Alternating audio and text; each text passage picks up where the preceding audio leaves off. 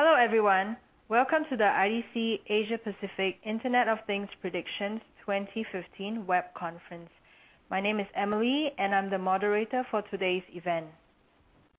In the next hour, Charles Reed Anderson, Head of Mobility and Internet of Things at IDC Asia Pacific, will review the solutions that will be driving the IoT market in 2015, as well as those that need to go back to the drawing board. At the end of Charles's presentation, we will have a question and answer session. During this live web conference, if you have any questions, please send them to us through the Q&A box on your conference console. Charles will answer your questions at the end of the presentation. If you encounter any technical problems with the platform, please type in your queries in the Q&A box as well, and we will try to fix that for you. We are also conducting a survey on the Internet of Things. Please select the responses that apply to you. Today's live web conference will be recorded. Registrants will be able to listen to the playback 24 hours after the event has ended. A notification will be sent to your email box when the recording is ready. Without further delay, I would like to pass the microphone to Charles. Charles, please. Okay, good morning or afternoon, everybody, depending on where you're located. So I'd like to welcome you to our 2015 Internet of Things predictions. A couple quick notes before we get going on this. First of all, if you don't feel like trying to write these down or if you're interested in the top 10 predictions, we will be issuing a press release today at 3 p.m. Singapore time that will summarize them. So if you don't feel like writing it down, you can just download it later from idc.com, or you'll see it posted on LinkedIn and Twitter as well. The other thing is that we're going to be covering off a lot of different topics in this. So if you're wondering, is it going to be more enterprise focused or consumer focused or smart city, smart government focused, it's got a bit of everything. So hopefully we'll find something in here that will help you stay interested for the next hour. But to kick off, Emily already mentioned the topic. So when we look at Internet of Things right now, there's been a lot of hype over the past year around this. But what we believe is that we're going to start moving beyond the hype in a lot of cases. However, there's some solutions we see that will need to go back to the drawing board. Before I kick off, I want to run through two simple slides to sort of explain how we look at Internet of Things within IDC Asia Pacific. And I'm sure what you'll see is that you've heard terms in the industry called machine-to-machine, IoT, so the Internet of Things, but then also the Internet of Everything. And what I'd like to explain is sort of how this evolution works, because they are three different things, but in a way they're subsets of each other. So I won't read the definitions because you can see them on the screen, but instead what I'm going to do is give you an example of machine to machine. And there's a company in Hong Kong that ships potatoes from the US to Hong Kong, and it's via these refrigerated shipping containers. Inside of that container, they put a device which captures an event, which is the temperature and humidity levels and carbon dioxide levels inside of that. And then they're able to transmit it over a network to an application that translates it into meaningful information. So the person in that control room can see when it's getting too warm, and they can therefore send somebody out to actually open a vent or turn on the dehumidifier. But that's just connecting up one thing. And it makes it interesting and it is valuable, but wouldn't it be much better if you had something that automatically could open a vent? And then you built a system that would say, fine, when it reaches a set temperature or a set humidity level, we automatically initiate the next action through an intelligent system. So that's what we talk about with the Internet of Things. It's connecting up two things where they're able to communicate without human interaction. And then you hear a lot of people talking about the Internet of Everything. And this is the bringing together of people, process, data, and things. And now just imagine with that same scenario. Imagine if the farm where the potatoes are grown is connected to the trains that take them to the shipping port. And then it's connected to the LA port and then the shipping container. And then when it arrives in Hong Kong, it's the Hong Kong port connecting to the drivers who take it to the wholesalers and retailers. When you start linking all these things together, that's what we talk about with the Internet of Everything. In reality, we're not there yet. A lot of the solutions you'll see in the coming 12 months will still be machine to machine. But that's not bad. That's the first step in the process. But once they do that, they'll start evolving into IoT. The next slide I want to briefly run through is about the ecosystem, and we'll come back to this one a few times during the presentation today. And it's how these different components work together. And we already mentioned the modules connecting through a platform to deliver information via an application. That's the machine-to-machine component. But now think about all that data that goes back and forth in everything we do. Right now we capture a lot of information, but we analyze and initiate actions off a very small percentage of it. So that analytics component is very important. Then what you have to think about is how do you secure all these different components as well as the information, and then you need professional services to not only deploy these solutions and integrate them, but provide the ongoing management and support of these solutions. Once you have that ecosystem put together, that's where you can start driving the consumer, government, and enterprise solutions that are going to change the way that we live and work. But enough rambling now about our views on IoT and how the industry works. We're now going to kick off with the 2015 Internet of Things predictions. So our first prediction is that IoT will create new markets for retail brands. And what you see in this image here is a polo connected shirt. And I'll be perfectly honest with you, I don't think everyone's going to go running out and buying these polo connected shirts. But what I like about it is you're starting to incorporate functionality that we used to have in a separate device into clothing. So it has a heart rate monitor built into it. But it's not just those connected shirts. Retail brands are now also embedding heart rate monitors in a lot of other types of devices and garments. So first of all, Jabra has just released a wireless headphone that has a heart rate monitor built in. Now I like this concept because if you're playing sports and you're a recreational athlete, one of the first things you're going to do is put on your headphones before you go to the gym or go for a cycle or for a run. So this actually eliminates an extra device that you would need to carry with you. On the clothing side, they've been doing it for years, but this year you'll start seeing them putting it into a lot more things, including undergarments. And I almost fell out of my chair when I saw this one a few weeks back. Victoria's Secret has launched a connected bra. It's a sports bra that has a heart rate monitor built into it. So we're seeing a lot of it going into the clothing. But it's also some other areas that we're looking at really advancing with this. And part of that can be how we look at the different types of sporting equipment. And what you'll see is things like cycling helmets now have heart rate monitors built into them. For runners, they're looking at building up applications and solutions through the caps. So they're going to capture the information while you're running. It'll transmit to your smartphone, and all that analytics will then help you improve your running performance. In golf, and this will be a big opportunity across Asia, they're connecting everything from your golf glove so they can track your swing. There's modules that you can stick onto a specific golf club to allow you to actually measure your swing as well and improve your performance, and the same goes for tennis. But we're talking a lot about the sports retail brands. This is just the start of it because there's a lot of other retail brands that are going to be interested in this. And one interesting one we're looking forward to seeing is that Tag Heuer is going to launch a smartwatch at Baselworld 2015. So it's more than just sports now. Other retail brands see this as a segment where they could start carving out new revenue streams. Now this one I'm a bit concerned about because Tag Heuer is sort of a mid-range watch, but it is still quite expensive for most people. And if you're going to stick an operating system on it, does that operating system go out of date in a couple of years? So I'm not sure how well this would take off, but I think this will start seeing some more evolution from watch brands coming in and trying to become smartwatches. And it's going to reach into all different segments of society. And to give you an idea, yes, we are even connecting diapers. And this was the first generation solution that came out from Huggies. And it was called TweetPee. And it actually just measures whether the diaper is wet, and it sends a tweet to you. But they're also putting in some new solutions that are going to be launching soon, which put sensors into the diapers. And you can actually remove the sensors as you change the diapers, and it allows you to set at what point you want to be notified. Now, I'm probably going into too much information on this, but the idea is think about the possibilities. What other things could we connect to improve our everyday lives? So this is going to create a lot of opportunities, though, for the people in region. In particular, we see there's going to be a lot of partnership opportunities for the OEMs and the ODMs. So the retail brands will reach out to them to help develop joint innovation and do joint research and development.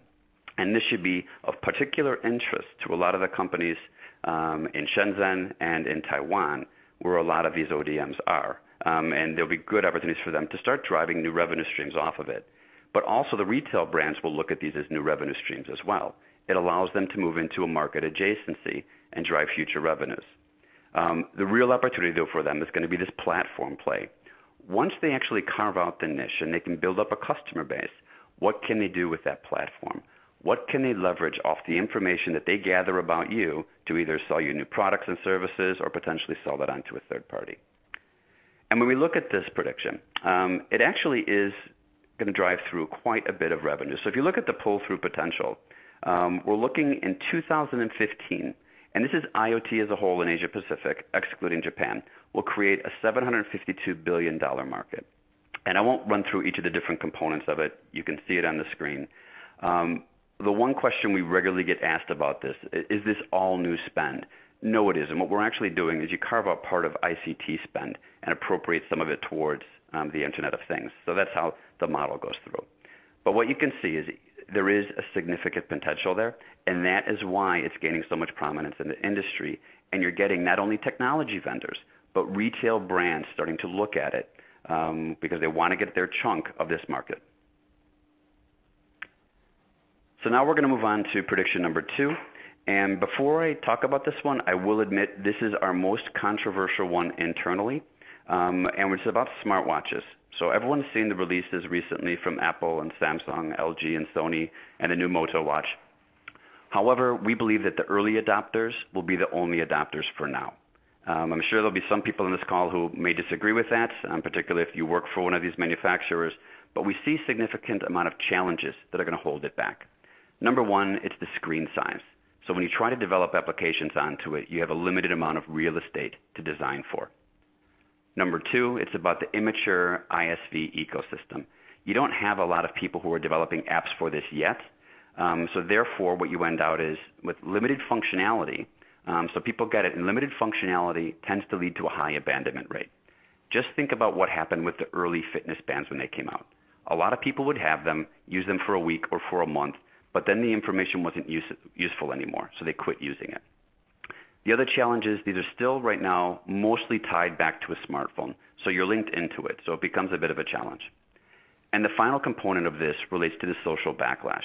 And what I mean by that is on the image on the right, there's a question, is this acceptable? And if you go back to the old days, if you were in a meeting or having a conversation with somebody and you constantly looked at your watch, that would be considered rude. And now this is going to happen a lot more often, and I'll give an example that happened to us recently. I was in a meeting with one of my colleagues who's a big proponent of these devices, and he must have looked at his watch 50 times during the meeting. And I found that a bit rude because I'm not used to someone constantly looking at it. So I think we're going to go through the stage where we try and figure out how we use this, how do we make sure that only important information comes through, and how do you put it into a silent mode where you're not constantly being interrupted. On the other hand, there is challenges, but we are still bullish on this longer term where we think there's a lot of good possibilities. And what we see is there's a good opportunity to improve the design of these watches. Some of the new ones that have come out are much better, but you're seeing some other players come in who are traditional watch brands that could improve the design and start driving the market. Also, when they start providing independent connectivity and it's not tied to a watch, then it becomes more interesting because it's a replacement then. It's not an additional one. So it might drive new revenue streams and target a different market. What we also think is possible is we're not looking for a single killer app. There's not one that's going to come out that's going to drive the numbers on this. What we're looking for is a lot of useful apps, and thousands of them, that build this up and make it an interesting gadget to have, and it also is going to deliver value back to you and make you want to use it. Also, we see the prices that will be coming down will start driving demand. Once they come out from some of the more developed countries and the more significant brands, they set a high price point. You'll see a lot of new devices, white-labeled ones coming out of Shenzhen and Taiwan that will help pull this whole price down and make it more attractive because it goes after a wider market. And the final opportunity, probably where I see the most interest on my part, is enterprise hands-free solutions. So on the consumer side is one thing. How can you leverage these in the enterprise? And you have to think about a scenario where someone doesn't want to pull out a smartphone. So it could be a doctor who works in the emergency room where he just can look and see a notification about where he needs to go next, or get a notification about a patient he's looking on, or a warning signal. And it prevents him from having to pull out a different device. We do think that there is going to be significant growth in this. And our forecast right now forecasts a 99% compounded annual growth rate through 2018. But while that looks incredibly significant, remember there was a very low starting point to this. So while it will grow, it's not going to reach a lot of the forecasts that people are talking about. And then when I was talking about the hands-free solutions, here's an example of someone who's actually trialing it today. Japan Airlines is trialing smartwatches and eye beacons to improve service at the gate. So what they're doing is giving their ground staff smartwatches and then using them to control where they go to, do job assignments, and do location tracking so they know where the staff are. If they have a problem area, they can easily see which people are in that area and then move them towards it. So this is just starting out. It'll be interesting to see whether this is successful, but we'll find out in good time. Now on to prediction number 3. And this is one where we're a lot more optimistic about the consumer wearables, and we see wearables going into the enterprise. But these wearables are the ones that are more the fitness band type and the clips. So they're not ones that are going to be a smartwatch. So why do we think that those are going to be interesting? Well, I think there's 3 key areas where you'll start seeing these enter the enterprise. One is around employee tracking to improve an existing business process. So on this, it could be location tracking. If there's a doctor in a hospital, you'd like to know where they are. Another thing we're seeing done is using it for time card replacement. Now, we've already seen this at some manufacturing plants in Shenzhen, where workers are giving a tracking band for the wrist, and they're paid for the time that they're on the manufacturing production line. Another scenario is for health and safety. Think about in Australia, where you have these new mines of the future with all the automated equipment. They don't know how to stop for somebody all the time. So it's always good to know where the people are, because then you can make sure that they're not going to be walking in front or into a path of one of these large industrial equipment. Another thing is about just improving a business process. And that's what the image is there. It's a company called SwipeSense, and it's the little egg-shaped object on the right-hand side that the doctor's wearing. And all that this thing is supposed to do is make sure that doctors and nurses wash their hands. And I know that sounds silly, but there's a business case behind it. In the U.S., 100,000 people die every year from infections in hospital. That's 100,000 people die. And in hospitals, there's only a 70% compliance rating of doctors and nurses properly sterilizing their hands before or after seeing one patient and before they see the next patient. So it's real simple. If you can increase that 70% to 80 or 90%, you cut down the number of infections, which then saves lives, and it's the U.S., so it saves lawsuits as well. So what this does, it's a beacon that's on there. It allows them, when they are sterilizing their hands, it tracks it automatically. They don't have to wipe the wrist against something. It'll automatically know they come by. It's also an emergency sterilizer, so they can sterilize their hands if they're in a triage situation or in the emergency room and don't have time to go to a sink. And it tracks all this information, and they can then actually start to change the behavior of the doctors and nurses. So this is already being adopted in a lot of the major medical groups in the U.S., and we see this concept coming through more. If you want to see the stats on this as well, we did a survey recently that looked at what people want to do with Internet of Things in the future. And one of the things we asked them about is, what do you want to do with people tracking? Will you use these solutions now, or have you deployed it already, or do you plan to deploy it?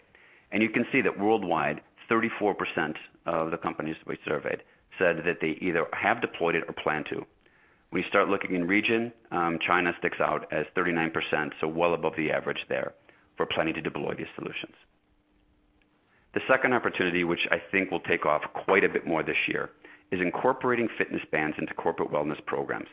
There's already been a few major companies that have started off this initiative, and the idea is that healthy workers are happy workers. It also helps retain the workers. In reality, if you have a healthy workforce and you can prove that they're healthy, I'm willing to bet they'll leverage that information to lower their insurance rates. So I expect to see this happening quite a bit in the future. The third case on this one is related to changing the customer relationship. And I gave a couple examples here of things that I find interesting. One was with SK Telecom. They created a health-on solution. So they white-labeled a fitness band that captured basic diagnostic information. But then they spent a lot of time developing a very sticky application that worked across multiple different types of devices and it used a gamification model to help you interact not only with yourself and your habits, but then interact with your colleagues or your friends or your family, and made it into contests, and it builds up a whole new sticky model. On the right, it's an interesting one that was done recently by Allstate, and what they're looking at doing and what they've actually started doing is usage-based health insurance. Now, I put this one up here because I included this in a slide about 6 months ago as a joke, that who knows, maybe one day they'll give us a fitness band that we can actually use for monitoring our health insurance. I didn't think it would come out, but it already has. So it's just about thinking, how do you change the customer relationship and that process with how you engage with your customers? Now we'll move on to prediction number 4, which is that free services will drive consumer IoT adoption. And I like the idea in this picture here. It's free is better. And we have to think about this from the consumer perspective. We're going to be pushing a lot of different types of technologies and solutions to the consumers, but what are they going to be willing to pay for? How many of these different types of devices and services do they want to buy? So what I think you'll see is a model evolving where we give them these services for free, even the ongoing services. But what we'll do is leverage new business models to actually support it and do the funding behind it. So why would we want to give something out for free? Well, number 1, it helps you acquire new customers. Number 2, you might be able to leverage the information that comes off of that to deliver more personalized marketing, which would then actually drive your revenues. A third option would be monetizing the data that's captured off of those devices by selling it to third parties.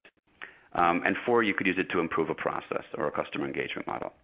And what I'll do is give you a few examples of what this actually means and how it could play out. To start off, there's sports retailers. This could also be a sports nutrition company, so a GNC type.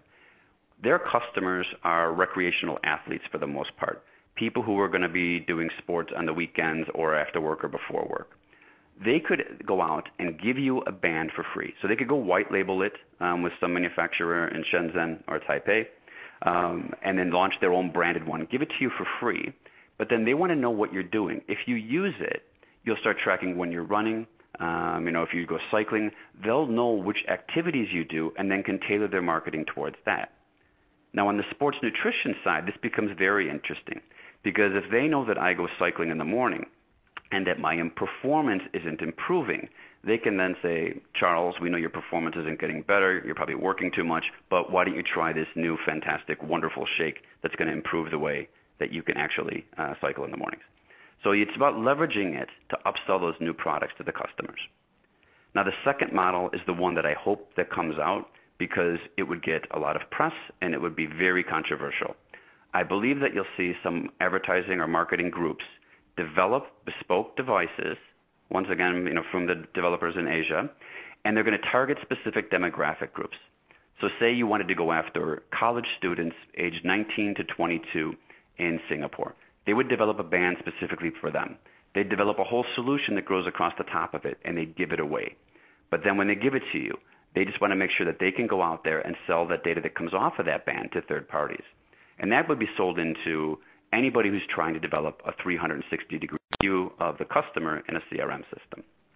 So I think this one would be exciting. It would be controversial, and it's needed. We don't know what is acceptable right now. The governments have been a bit slow in setting the standards and what we are allowed to sell to third parties with regards to customer data.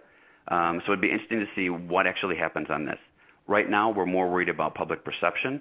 This would actually let us know what does the public actually, are they willing to give away?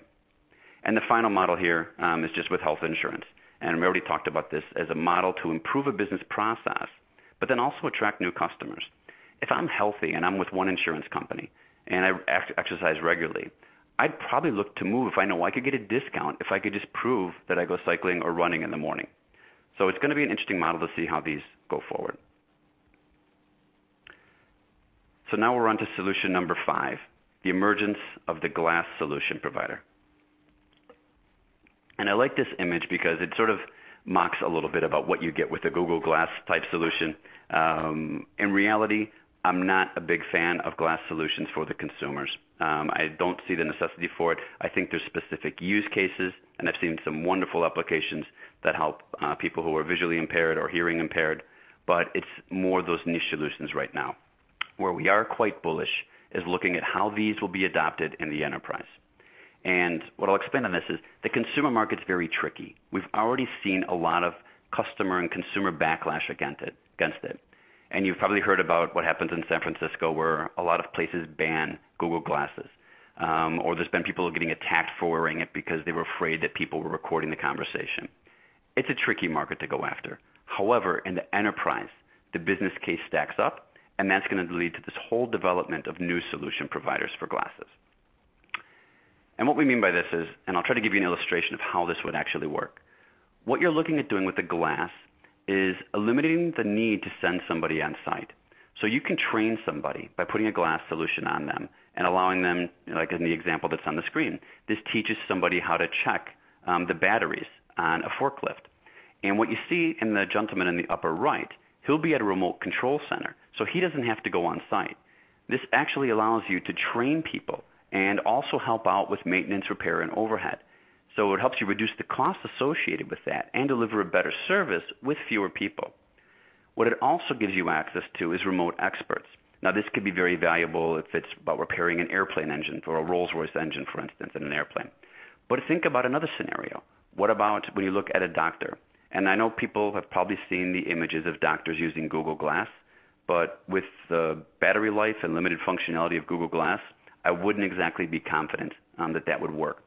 I'll be looking for an industrial-grade glass solution that's going to have a separate battery pack and has decent recording capabilities, but it'll allow me to interact with a remote expert. So say that I need to have brain surgery in Singapore, but the expert actually is in Paris.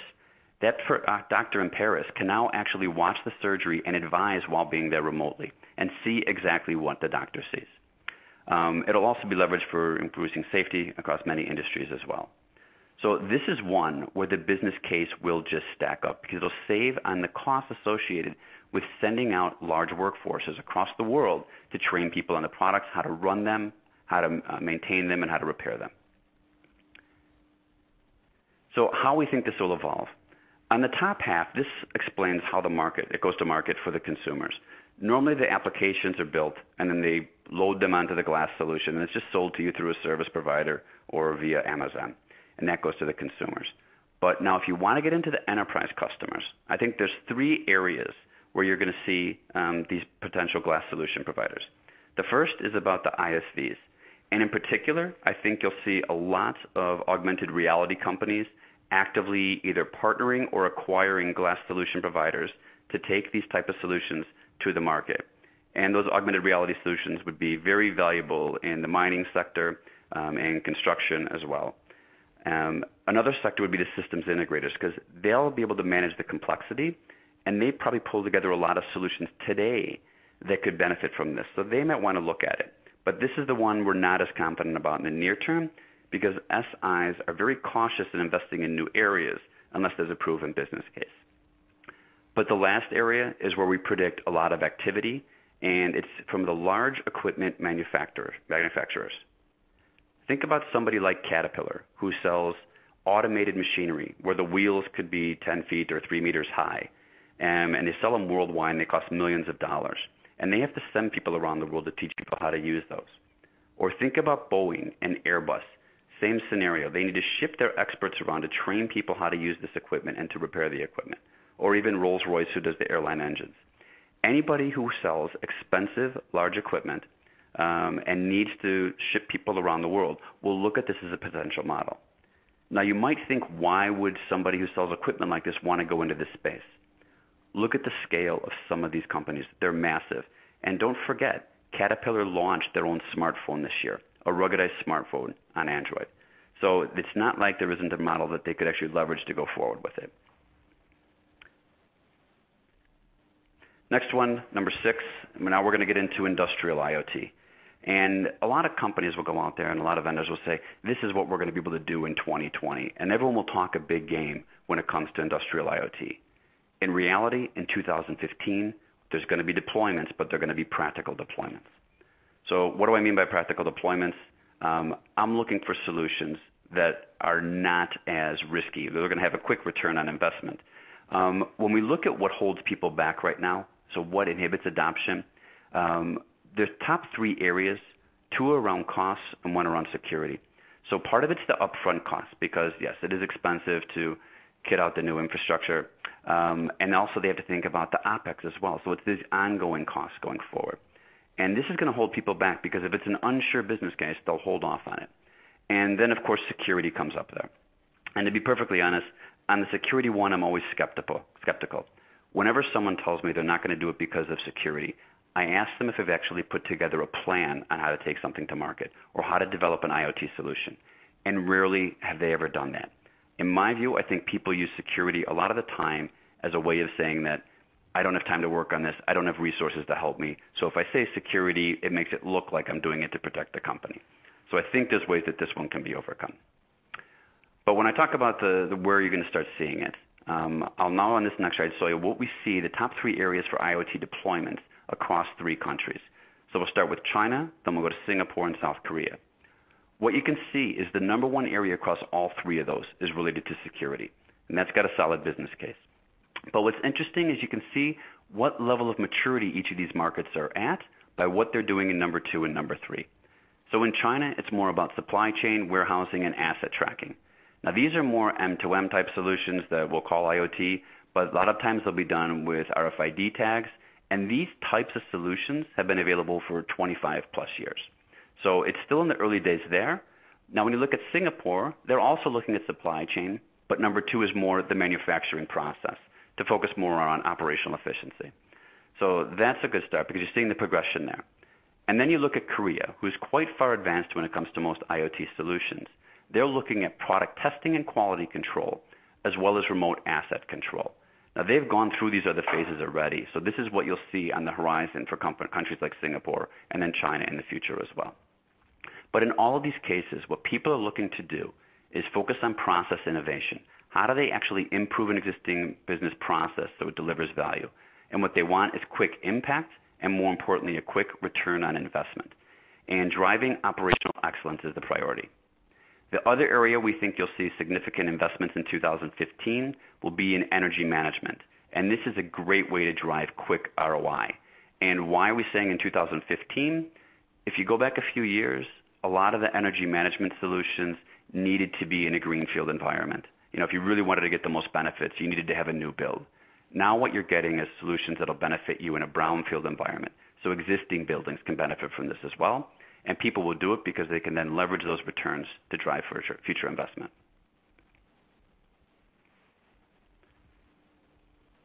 The next one we're going to go on to is the next battlefield, the platform of platforms. And this is an interesting one because a lot of companies and customers will always ask, which platform should I use? What's the best platform going forward? Which one's going to win? In reality, the industry is far too big, the regions it covers are far too diverse to have one single winner in any of the different areas. And I think what you're going to find is someone trying to battle to become the platform of platforms. So they will do the integration for you. And there's 3 key areas where we see this taking off. Number 1 is in smart cities. And now think about this. Inside of smart cities, you're going to be managing your infrastructure. So that'll run on one platform. Then you might have your traffic or parking solutions, energy solutions, environmental, security, asset management.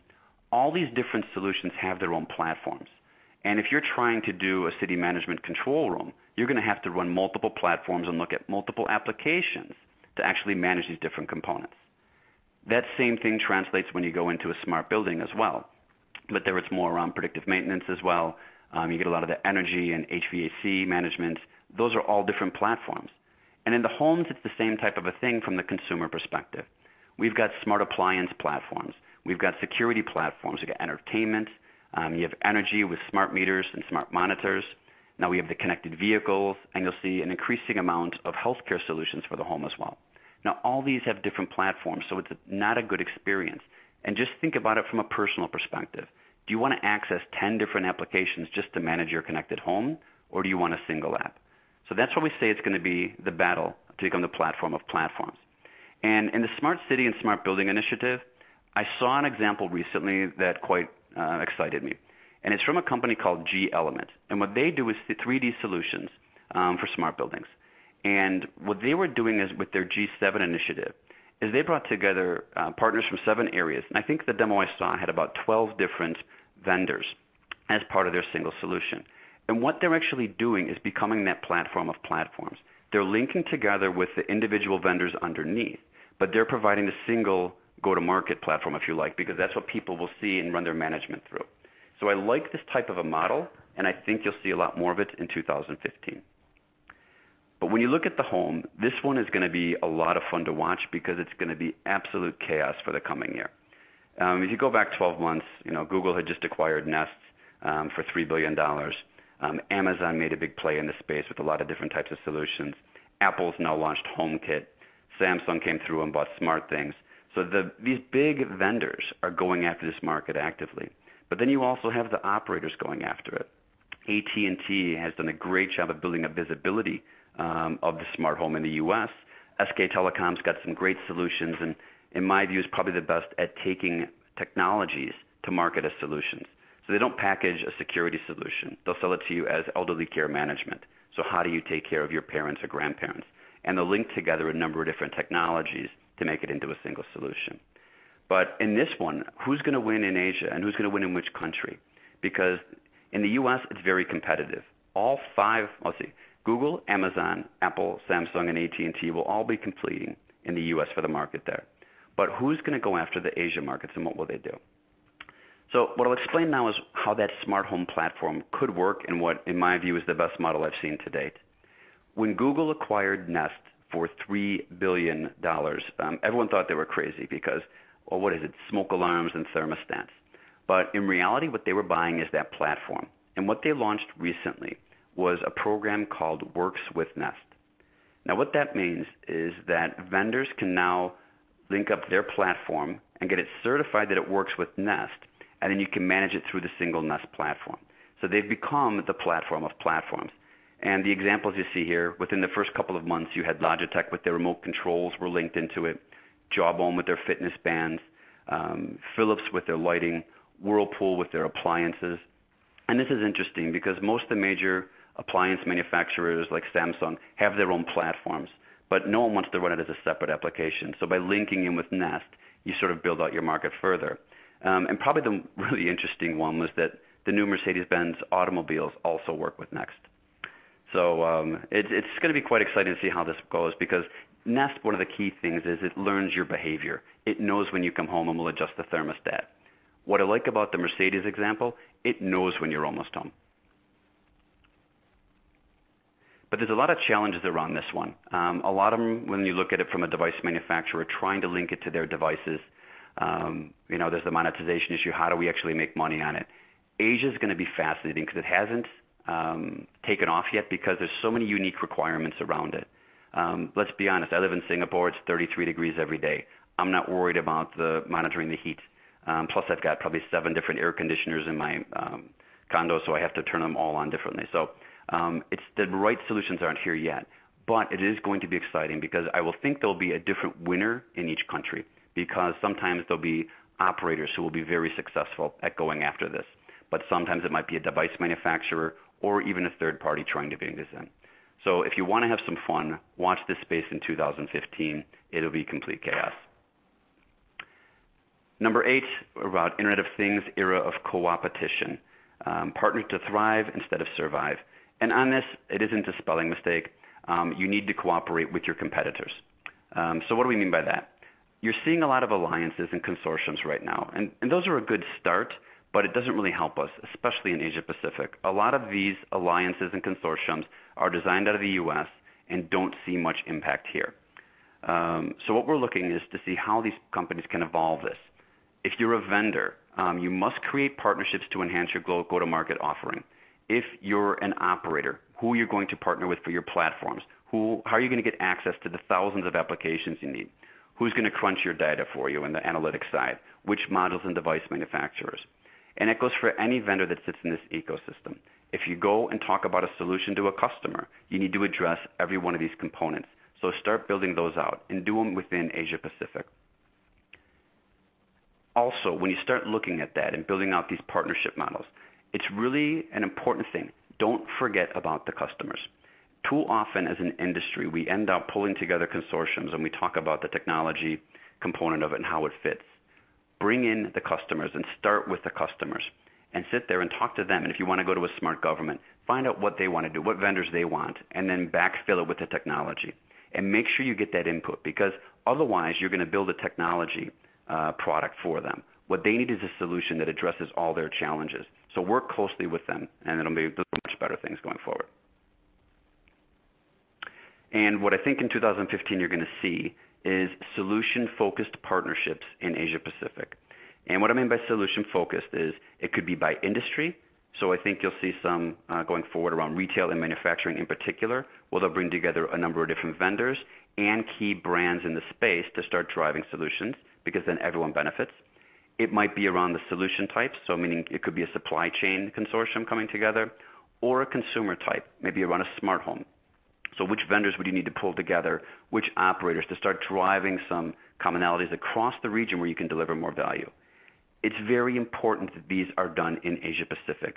It is far too complex a region to do just leverage what we have in the U.S. We need people on the ground here who can help drive this. I won't go into the specifics on one very large partnership that was announced recently that I'm not a big fan of, because I think it's a distraction. We have a very complex market here. Build it locally, deploy it locally, and support it locally. Number 9, beware the bubble. Don't worry, I'm not going to say that the entire industry is going to collapse, or I'm not going to really comment on the whole financial market situation either. But what I am talking about is we are at risk of seeing a little bit of a bubble develop in a couple of key areas.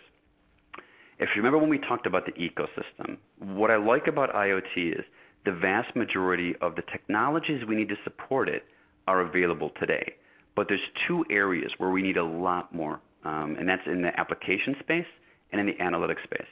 In applications, we don't need thousands. We need tens of thousands or hundreds of thousands of apps to have this get into every component of our lives.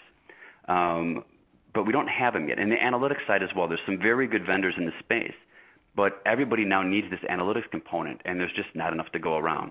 So the scenario we have is startups will be the ones that will drive the analytics and applications ecosystems. Large vendors will then look to buy expertise in those spaces. So if I'm a large vendor in one of those other areas, I might try and acquire somebody to actually build out my capabilities. And the third point here is very important.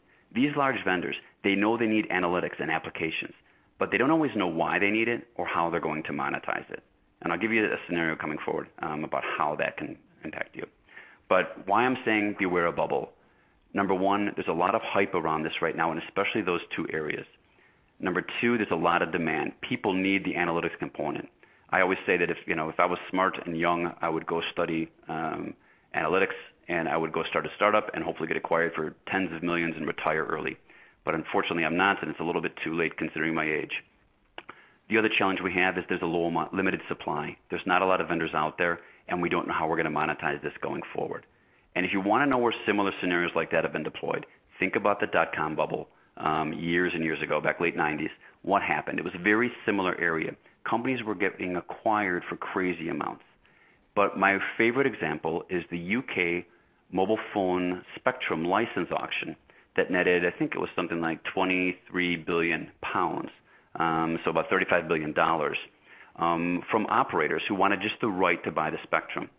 And why I found this fascinating is I got in the debate with, and I won't say which operator they were representing, but it was the lawyer responsible for the bid for one of the operators. And I said, how on earth could you justify this multi-billion pound bid for the spectrum? And he said, well, I didn't have to justify it. My job was to tell them the price they needed to bid to win. No one was justifying it. They were all just debating the price to win. So this is what worries me about our current scenario around the analytics and application startup space. A lot of acquisition opportunities are there, but make sure you focus on that business case. If you just buy it for the sake of buying it, you're going to be exposed to risk. Finally, number 10, Asia Pacific becomes the front line for IoT. Now, this is one that I could probably go on for the full hour on its own, but I'll try and run through this from a couple different perspectives and why I'm so bullish on the Asia Pacific market. If you look at the revenue forecast, we are strong in Asia Pacific when it comes to the global percentage, but in my view, we're going to become much stronger. And there's a lot of reasons behind that. Number 1, when you look at smart governments, we're leading the way when it comes to spend on this as well. And if you look at the stat on the bottom there, we're forecasting that by 2025, will be spending over US $1 trillion on smart cities. And think about this. You've got Singapore, which is the world's first smart nation. China has over 200 smart city initiatives.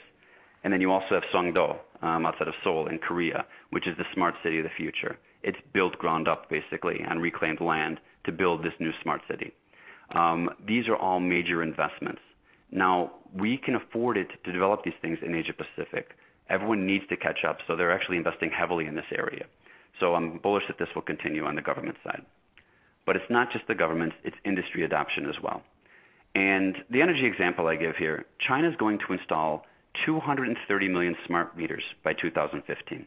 And the reason I include that is a couple of years ago, Telefonica announced that they had done a deal in the UK, I think it was with Southern Electric, and they were going to deploy 20 million smart meters. And I remember saying to a colleague at the time that, wow, that's probably the biggest deal that's ever going to get done. Not when it comes to looking at places like India and China. The sheer scale of it can drive insane amounts of money and opportunities. So 230 million is quite a bit larger than 20 million. And when we ask those companies again, where do you plan to deploy energy management solutions? Worldwide's at 27%, but you can see Asia Pacific's coming out much higher. And considering that China comes out highest and the scale of China with its 1+ billion people, that creates huge opportunities to start driving it from the demand side. Another demand side way to look at it is in mining, and this has been coming out of Australia.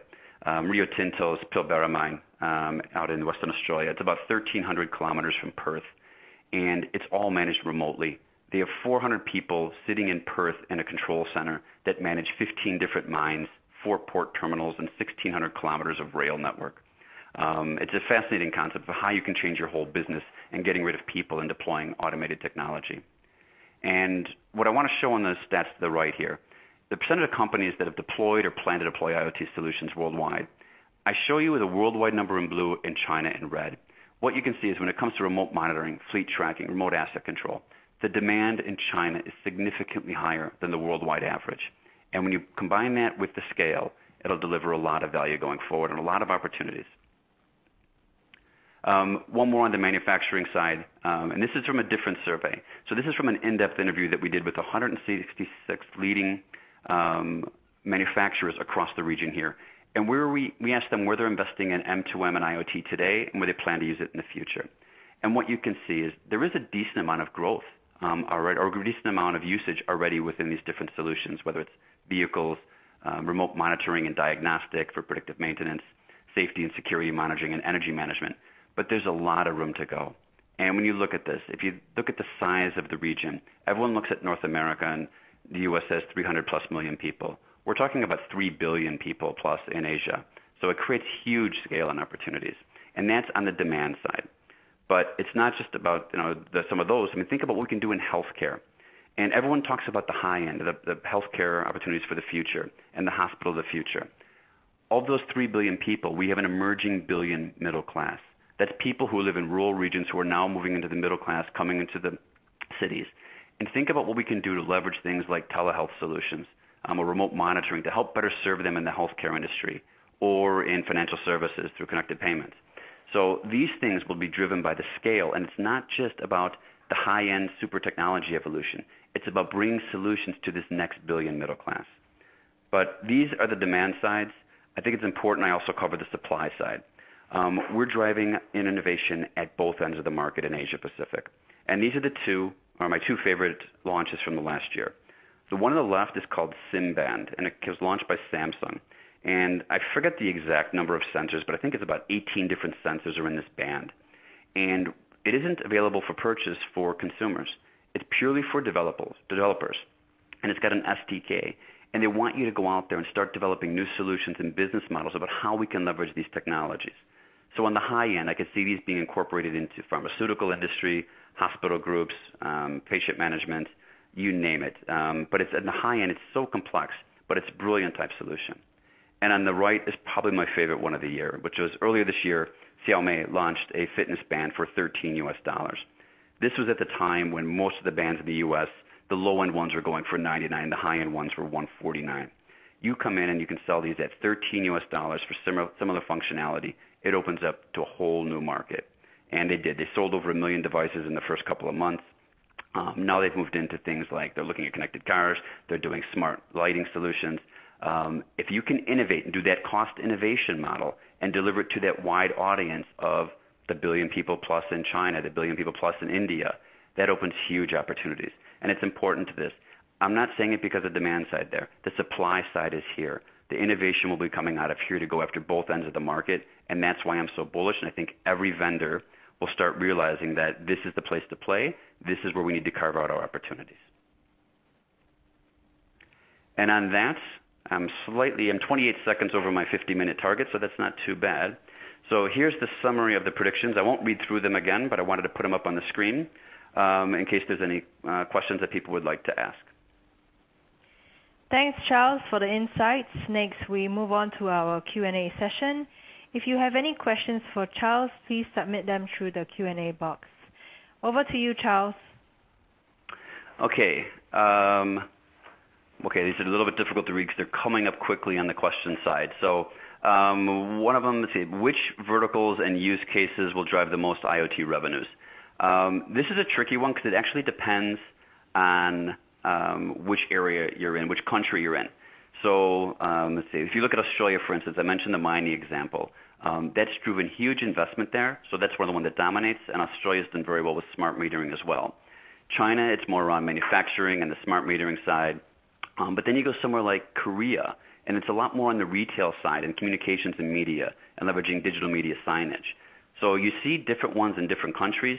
Regarding the specific revenues, we do have a new forecast coming out in January, and that'll allow us to look at revenues by, of course, the whole ecosystem, but also by country, by industry vertical, and by use cases. So we'll start looking at some specific use cases around that. Okay, what do you think about potential smart homes in India? I think it's going to be a challenge. You need to have the good connection into the home, and you need to have that compelling event that's going to make somebody want to go after it. So I think it'll be a while before it comes, but I would look at the solution space first to see what people will drive off of it. Won't security concerns hold the industry back? I covered this a bit earlier. I don't think it should. I think we use it as an excuse. And what I would always encourage you to do is if you're a vendor and someone says, well, no, I'm not going to do this because of security, or if you're a customer that's looking at doing this, don't use it as an excuse. Make your plan, understand what you would actually want to, what kind of solution you'd want to develop, and understand where the security risks are. Because I'm willing to bet there's a way you can lock this down, and it's just like with a smartphone. You can make it as locked down as you'd like. So it shouldn't be that much of a problem. Next one. Hello, Claudio. How can operators play in the space? So, and he also wants to know about what percentage of the revenue pie would belong to the operators. The revenue pie to the operators depends on the type of connectivity. A lot of the solutions that operators are selling right now are basic M2M solutions, which involve small amounts of data. But now when you look at somewhere like Korea, what you'll see is a lot more high-end solutions that are driving and they're going on LTE, so it could be you're delivering video over that technology. Those have much higher ARPUs. So it depends on the type of solution, but they can definitely drive a decent amount of money on it going forward, which is why most operators are doing it. And what operators should do is build out their partnerships and find a way to get into the applications ecosystem. Now we're seeing some good successes from the likes of Vodafone in region. I think you're seeing some good stuff with Telstra in Australia. And Bridge is starting to drive stuff around here. There's a number of connections being launched already, but they have a certain number of application providers, and it's normally under 100. You need thousands, so find a way to build out those application partners, and most importantly for an operator, build out your internal skill sets who can actually explain it, because these things are tricky. So next question, what are the inhibitors of IoT? Partially what I was just saying, we need thousands of applications, tens of thousands, if not millions. The analytics component needs to mature more. I think that's sort of holding the industry back a bit. In my view, the biggest inhibitor is us as humans.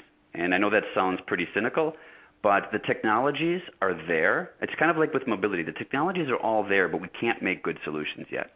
We need to bring together, we need to collaborate more and engage all the different stakeholders. So don't just work together as technology vendors. Make sure you bring in the end customers and end users to understand what they want to do, and then bring in some young kids to look at it who have a different perspective. And I think it's just a different way of looking at it and getting that understanding how you can improve a business process or drive a new revenue stream. So you need a different type of skill set. A lot of the challenges, those people who should be doing that within the vendor community are used to more selling products instead of solutions. So it's going to be an evolutionary one, so it might take a bit of time. Okay, next one. Okay. Why are you so sure that IoT will overcome the hype and be successful? I guess I've been looking at it for quite a while, and I think I'm positive because the technologies exist. But more importantly, there's a different mentality around IoT that you didn't see in a lot of the other technologies. So I've been focusing on mobility as well for the last probably 17 years, and that industry has never lived up to its potential when it comes to enterprise mobility because it's too siloed. People don't work together. I think with IoT, people understand that they're a component of a much larger, or a component piece of a much larger puzzle, so they need to work with it. And so I see some incredible opportunities coming up and a lot of people partnering and creating these new partnerships like G-Element was doing and bringing together these different groups to try and drive the market forward together. What I also like is a lot of big vendors are investing a lot of money to help educate the market. So the likes of Cisco are going out there and pushing the Internet of Everything and making it more tangible for people, and that helps drive the whole market forward. So for me, what's going to drive it is all going to be about cooperation. See, which countries are driving innovation? I'll try to do this one quickly. Manufacturing is more on the high end, would be Korea. But I think the stuff that I really like seeing is where they do cost innovation out of Shenzhen and Taiwan. If you're ever up at Computex and you see the event there and some of the vendors at the space, it's amazing what you can get for low prices nowadays. On the business side, I don't think it's as much country-related as more the more vertical focus. So I think people tend to try and find the solutions where the business case is, and they want to go forward from there. And another one about telecoms, what is IoT's effect on telecoms players? They've got a short window of opportunity here to sort of carve out their niche in the space, or they're going to run the risk of becoming a commodity player. So this is one where they need to start engaging on this. They need to start building out their partnerships and their go-to-market strategy. It's not going to drive huge revenues in the near term, but it's an education process internally as well with their customers. So a lot more of them should be getting engaged, but unfortunately not a lot are right about now. Okay, so IoT is getting plenty of exposure, but is mainly to an IT audience. How do you recommend we spread the word opportunity outside of IT? And this, again, I think I've tried to focus a lot on this over the last year. I'm doing a lot more events to just try and explain to people, this is what we mean by IoT. This is how it's going to change your life. So I think there is things that we could actually do. It's more about getting everyone to talk about the real tangible solutions and things that can change your life today. And I think that there is enough of them out there that we should be pushing, but unfortunately we've been a little bit lax in doing it. And the problem, I think, one of the big worries I have in this space is, before, if you go back 12 months ago, a lot of vendors loved going out and talking about how the world's going to be in 2020. If I'm a customer, whether it's an enterprise customer or a consumer or a government, I don't really care about what it's going to be in 2020. I want to know what's going to happen today. What should I be doing today? What are the possibilities? So keep it more tangible. Don't pitch them some huge solution for 2020. Pitch them small, pragmatic engagements for 2015 that will deliver a quick return that they can then reinvest in. Okay? And I think I'm getting notified that that's about it on time. There's one more thing I'd like to say briefly. I was just talking about that education side. On the last slide there, what you can see on the right is we do have an infographic site. And when I was talking about educating it, we created a few different day-in-the-life scenarios to explain how people in different roles around the world would interact with smart homes, smart governments, smart businesses, you name it, through their daily life. So the examples we had were a day in the life of a mining engineer in Western Australia, day in the life of a doctor in Singapore, and of a COO in Shenzhen. So if you ever wanted more information to understand how that works, also we publish a lot of videos out onto our YouTube channel, so you can get information there. And if you'd like to connect with me, I'm on LinkedIn, and of course you can reach me at my Twitter handle as well, which is CRA Singapore. And on that, thank you very much for your time. Emily? Thanks, Charles. We have now come to the end of today's live web conference. Thank you for participating in today's event.